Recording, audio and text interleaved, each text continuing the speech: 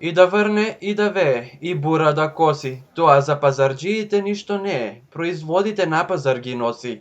Стара изрека која што се користи од дамнешни времиња, но сега кога живееме во модерно време и секој треба да има платено придонеси за во иднина да се оствари право за пензија, на пазарџиите малку потешко им оди. А тоа е малку сложено прашање, зависи од многу околности, од многу причини. Имаме поволни услови што се однесува до природата, до тие работи, меѓутоа кај нас може да биде некоја цена, да се изразам повулгарно, на бијине што не држи место, поскапи од Европа, а може да биде и без пари и да остане на нивата. Причиница непланирано производство, несигурен пласман, луѓето се више разочарани. Кој да има осигурување, има некој си плаќа, нали?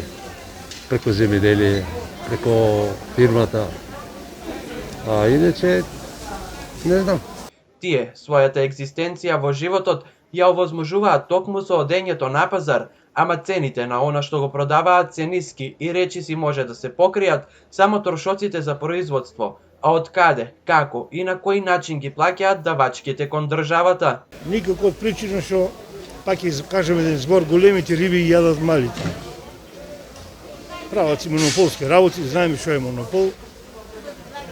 Земјоделецот нема решение.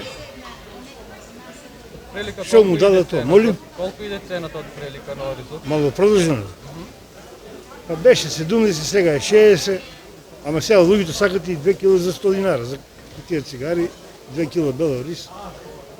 Не е смешна цената, ама е смешно во однос на малата потрошувачка. Мала количина, 10-15 кила на пазар да продадеш, тоа е смешна работа. Меѓутоа тоа е тоа. Освен придонесите, пазарџиите мора да мислат како ќе ја платат и резервацијата за тезга, каде и се изложуваат производите за продажба.